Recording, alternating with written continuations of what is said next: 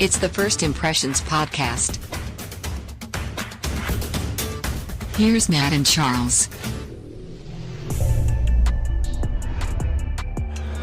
Welcome back to a special edition of the First Impressions podcast. Charles Hort alongside Pastor Matt Hinesley. Matt has gotten quite famous in the podcast world since we had the last First Impressions podcast, and has gotten quite famous. He and another pastor. I don't know if you can is that kosher to cheat with another pastor?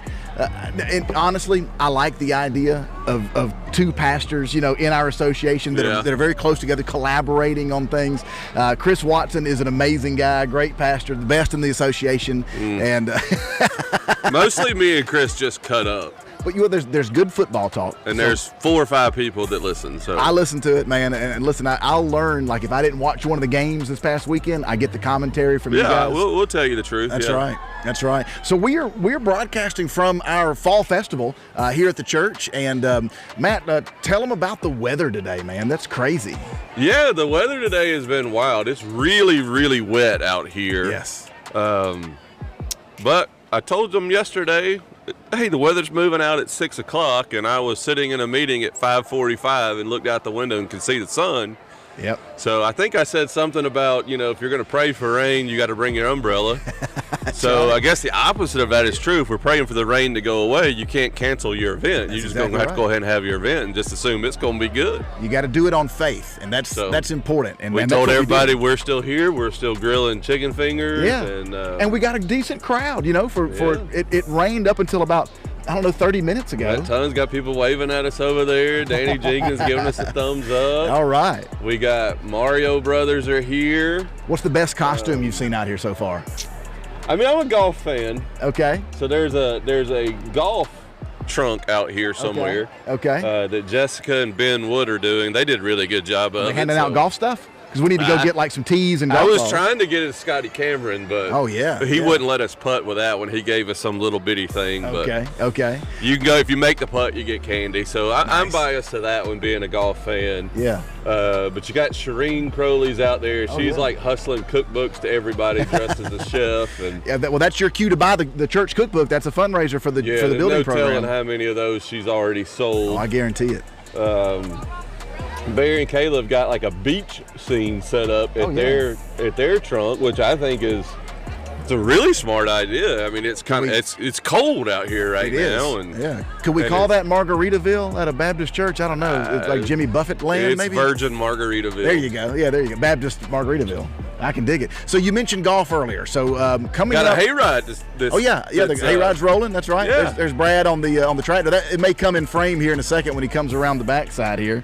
I think this is the first hayride, so might be. But Matt, you had mentioned the golf earlier, so we've got our first annual golf tournament coming up in November, and I'm excited about it. Matt asked me if I would be willing to play on his team in this golf tournament, and I told him, I said, Matt, truth be told, I'm not good at golf. I like playing, but I'm not good. And he said, well, look, I really need someone that will make sure that we don't win, because it doesn't look good if we win because we're the host. And I said, well, I'll make sure that we don't win, so you don't have to worry about that. So, but we're looking for more teams. So if you want to sponsor a golf team. So November the 11th, we tee off at 9:30. That's at Raintree Golf Course? Raintree Golf Course. It is on Veterans Day. We want to honor our veterans while we're there, too. But come on out and play in the Genuinely Forward Cup. There's the Genuinely Forward Cup. I like that.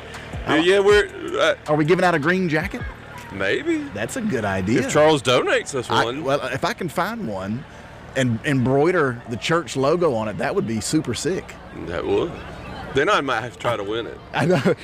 Well, you won't win it with me on your team, man. You have made sure that that maybe Hayden can win it and give it to you. Maybe. I think he's stacking up a team, so we're excited about that. If Ken Pullen's watching, I need Ken to come play. Yeah, Ken, come on, man. Yeah, and put a team together, man. Bring some county commissioners. I know several of them play golf. That'd be a great idea, Ken. If you're watching this, man, we'd love to have you out there and play. He's from my district. That's right. We live in his district. That's right. He's a good one. He's a real good one, but he's a great golfer. Yes, he is.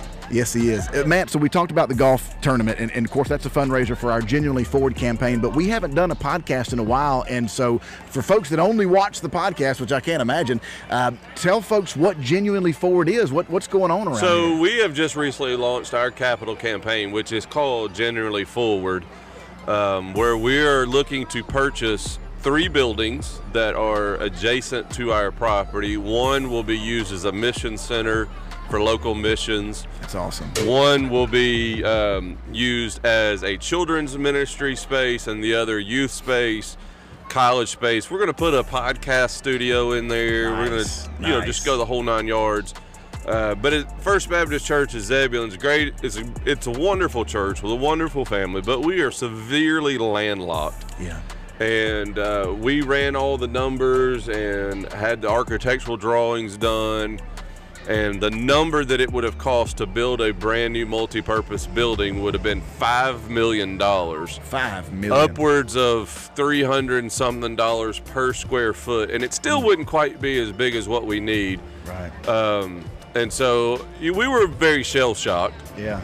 The Lord's not shell-shocked. I get that. That's right. But sometimes he slams doors shut. And so as soon as he slammed that door shut, the doors open for us to acquire these 3 properties, and now we'll be acquiring the square footage, the more square footage at $100 a square foot.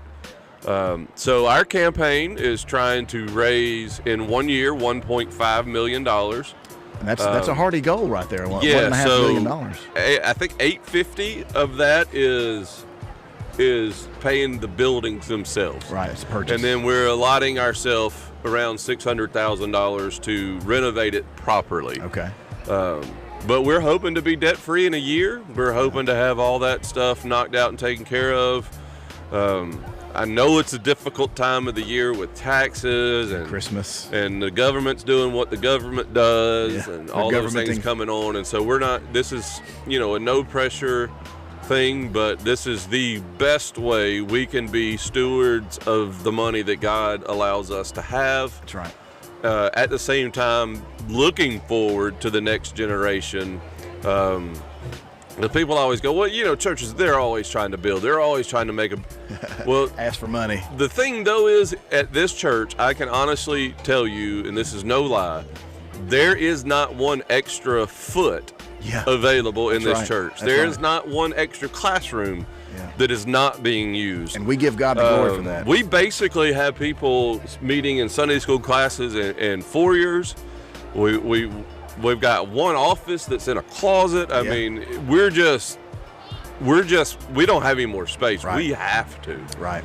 And so the Lord is blessing us, and we're trying to get to the point where the good news is we have contracts on all the properties. They are ours, pending payment. Good deal. We have a couple of CDs that mature at the beginning of January. Okay. So we'll be closing then. But man, if the Lord so leads you to want to make a donation to what we're doing here, we're happy to have it. If you're willing to just pray for us, we're even happier for that. Definitely. We need that. And it's amazing that even in churches, we learn these lessons where, we have an idea in our head. We know that God wants to expand the ministry here at First Baptist Zebulon. And so we're humans, and so we're like, well, let's build a building, right? It's the first logical thing. And so we do that. We put everything together. We put a lot of effort and energy into it. Then we get the price, and we're like, whoa, wait a second. $4.9 million for basically 11,000 square feet. Yeah. And so we're going to be at 11,500 square feet on these properties for basically 900,000 plus renovations. Right. So we felt like that was a much smarter way to use the resources that we have. But it's amazing how when one door closes, God opens the other doors. Yeah, he does. Because we didn't have the opportunity to buy these 3 buildings when we were looking at building our own building. Mm-hmm. And so it was when we had to stop and say, all right, God, you're going to have to do this. If this is going to be done, you got to do it. Then all of a sudden these opportunities open up. Yeah. But sometimes, he lets us explore our route. That's right. And it's humbling sometimes. So at least we know, and so we've gone through the process of having an architect and there's Bear Norton down there. Oh, no. Oh, good catch. The Snickers being thrown by Bear Norton down there on the ground. Very nice.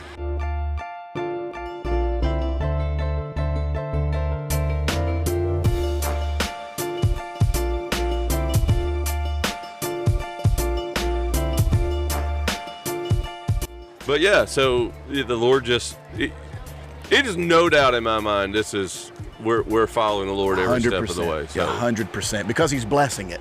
Yeah. And it's amazing to see, the church growing and all of our ministries growing, the food pantry, and God has put us in a position where we're ready. We're ready for you. They come to our doors, we're ready for them.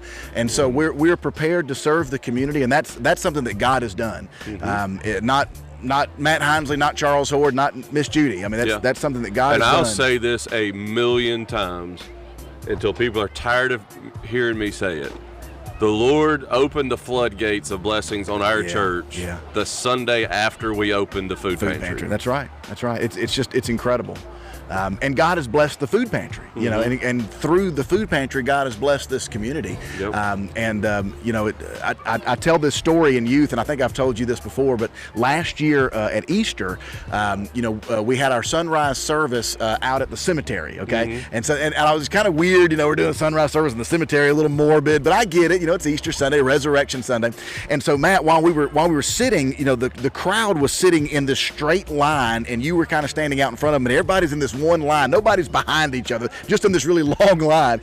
And this guy walks up, okay, in the middle of you preaching, and he's like, his clothes are old and dirty, and he just looks like he maybe came in off the streets, and he didn't look like he belonged at all. Mm-hmm. And he walks in front of the whole line of people, and I'm looking and going, what's this guy doing? Like, first of all, don't you see we're trying to watch, Pastor Matt, he's giving a sermon, it's Easter Sunday, like, what are you doing, dude? And I started to get frustrated. I was like, this dude is walking in front of everybody. He's distracting everybody. I mean, I'm putting myself in Matt's shoes. If I was up there preaching, I would have been thrown off completely. And I'm getting upset. And this man walks the whole length of the crowd of people. And at the end of the crowd of people is Miss Judy. And he walks up to Miss Judy and he gives her a hug. And Miss Judy gives him her chair, and he sits down and listens to Pastor Matt preach. And it dawned on me at that point what this was. This was somebody that the food pantry had helped, and Miss Judy invited him to come to Easter sunrise service, and he came. That's right. There is nobody that's a stranger to Miss Judy. No, that's true. And there are things that Miss Judy will say that most of us might not say. True. But the reason why she's the director is because she'll say That's those exactly things. Right. That's right. And we so love her she for is it. super, super sweet to everybody there. But and today is Miss Judy's birthday. Shout out to Miss Judy. It is. Happy birthday. That's right. And so she also won't let anybody take advantage of us either. So that's true. Yeah. Or the best she can anyway. Well, she's a good steward of what God has blessed her with over there. And Charles always hypes everybody up too. But Charles's youth ministry space is about 800 square feet. Yeah. And it's an old garage, and it's packed out. Yeah. Like he has to have more space. Our children's ministry space, we're at the point where the fire marshal's like, look, you can have this number of people and no more. So we have to do something there. But we're excited about that expansion. It's wild. It's a great time. It is. It's an incredible time. I was talking to my dad. Doesn't scare me at all. No, I'm excited. I was talking to my dad, Matt, about this, and I was like, it's like a roller coaster ride. You don't know what to expect. It's coming at you fast, and I'm just here hanging on. And I've loved every minute of it. And I say this a lot too, but this is something that we've prayed for a long time. I don't think you were used to it right away at the very beginning. No, it's kind of scary. It is. It's scary. I'm scary over here thing. going, hey, let's have some fun. Yeah, right. Pushing the roller coaster. I guess I will say for the last 13 years, and we did a lot of mission projects and things where we just went and we just did, and that helped my experience as an associate pastor for many years. Definitely. But I'm also just I'm just a nut too. Yeah. And so the crazier the better for me. Absolutely. And it pays off. Matt was telling us earlier about tonight, he's like, look, guys, don't worry about it. The weather's going to be fine. And I'm like, I don't think so, brother. And in fact, most people were like, where's our plan B? And look at a beautiful sunset we've got. Like, the sky is almost clear, and you can see the sunset. It's beautiful. No plan Bs, man. No plan Bs. That's right. There's no plan Bs. It's not God like I can say, B. hey, let's move. If it rains, we'll move it inside our wonderful brand new building that is not that we there. Don't have. That's right. So plan B is, we'll do trunk or treat in classrooms if we have to. Yeah. But there was no chance of us stopping it. You know, we talk about if you're going to pray for rain, you need to bring your umbrella. That's right. Well, the reverse is true. If you're going to pray for rain to stop, don't cancel your event. That's right. Let's go. Let's roll with it. That's right. And think about it. If we had canceled it tonight, right now, we'd be upset. Like, look at it. You know, there's no rain. It's beautiful. We could have done it. Beautiful weather. We got a guy down there grilling some of the best chicken fingers you'll ever eat. French fries. Ooh, man. French fries. We got the whatever this sugary delight I was just funnel eating. cake. Funnel cake. Good stuff. We got popcorn and desserts. snow cones, not snow cones, the cotton candy out there. The kids are having a good time. They're doing the trunk or treats right out here behind us, so you can see all the cars out here behind us doing the trunk or treats. It's a great time here, and we are so excited to be able to do things like this for the community. Again, God has put us in a position where we can be a blessing to the community, and that's what we want to do. And it's just a matter of, like Matt says, if we lift up Jesus, He'll draw men unto Himself, and that's all we want to do is lift up Jesus. So He'll do it. He will. He'll do it. And we'll have a good time in the process, man. That's right. This it's a wild fun. ride. It is. It's a lot of fun. That's a good. With Matt, you might not remember this, but when you first started with the church, like maybe 2 or 3 weeks into it, you know, Matt said, "We're having the time of our life." Me and Carrie and the family, we're having the time of our life. And I'm like, you know what? We are having the time of our life now, you know, because of what God is doing. And it's a wild ride. We're loving every minute of it. Yeah, so it's awesome. It's good times to do Give us some final thoughts here, and we'll get down there and get a funnel cake. Can we beat up some of those teenagers and take their candy? I think it's a good idea. Or go just snatch the bags and run. There's 1 or 2 of them I can take. I'm not sure I can take many of them. Most of them can take anymore. me. Yeah. They can kick you in your one kneecap that you have. That's right. That's it. I'm at an unfair disadvantage. I don't know. I guess a final take for me is, man, I know there's a lot of stuff going on in the world, especially with the government shutdown in our country. There's, I guess, kind of a ceasefire, kind of a peace in the Middle East, kind of not, kind of. Everything just kind of seems up in the air. But I illustrate it this way. I am a huge fan, although I'm freezing right now, I'm a huge fan of this weather. Yeah. I am a huge fan of getting to wear long sleeve hoodies, all that kind of stuff. But I recognize that is not a season for everybody. There are some that love to sit on the beach and be hot. That's me. And enjoy that. That's you. That's me. Big boys like me, we don't like sauteing in the frying pan. I hear you. But the thing is, in the summer when I'm miserable, you know what I always know? Man, fall's coming. It's coming. It's coming. And there's nothing you can do to stop it. And then when we get here, there's nothing we can do to stop it. We just enjoy it when we get here, knowing that it's coming. That's right. And so if you're in a season of life where just hang on, Come on. It's coming. Yeah. The Lord is coming. Come on. This too shall pass. Yes. It may be like kidney stones, but it shall pass. It shall pass. The Lord's, if you'll trust the Lord, that's the thing. Yeah. Like, I don't have to worry. I can trust that the seasons are going to change. That's right. And so if you trust the Lord, you follow the Lord, and put all your hope and trust in Him, you will be fine. And like, even at this moment, we don't even have to worry. We know candy's coming. That's right. That was Carrie Hinesley, by the way, that launched that last piece of candy. That figures. Yeah. Hope that came through on figures. video. I like that, man. Good. Look, good I want a clip of me catching it with the left hand. That's though. it. We're going to slow that one down. Absolutely. Yeah. So final words for me. I think my theme right now in this season of life for me is faith. And it's stepping out on faith, and it's coming out of your comfort zone, which you preached on Sunday. God, the Holy Spirit wants to move us out of our comfort zone, and so sometimes that's uncomfortable. Sometimes that's tough, and so faith is what we lean on when we're moving out of that comfort zone. Faith that God is going to do what He promises that He's going to do. He's going to take care of us, and never failed. That's right, and that He's going to bless us and other people as a result. So faith is my key word right now. Well, that's what we're doing on is faith. That's right. And if He shuts the door, we'll open up another one. That's right. And we'll have faith that'll open the other one. That's right. We have to learn to be resilient and not let setbacks stop us. That's right. The new season is coming. That's right. And Amen. we'd love to invite you to First Baptist, David, Sunday morning. Bible study at 9:30, church at 11. You got to deal with a terrible preacher this Sunday, but you'll be all right. Who's preaching this Sunday? Me. Oh, okay. Charles is preaching in 2 weeks.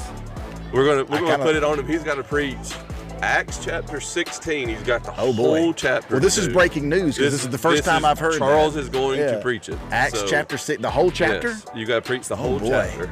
We'll do the cliff I'm giving notes. him plenty of time to study. All right. No cheating. 16. No cheating. No cheating? Mm-mm. How do you cheat?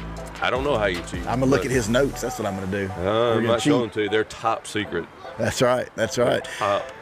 Well, look, for Pastor Matt Hinesley, I'm Charles Hord, the janitor here at First Baptist Zebulon, and we are so glad that you've joined us today. Come by and see us. We'd love to see you. Come by and check out the golf tournament. And if you feel so led to help us in our capital campaign, we would be honored to have your help and your support. If anything, pray for us. We are so excited about expanding this. So for Matt Hinesley, I'm Charles Hord. We are out. We'll see you next time. See you guys. All about those kids back there. That's right.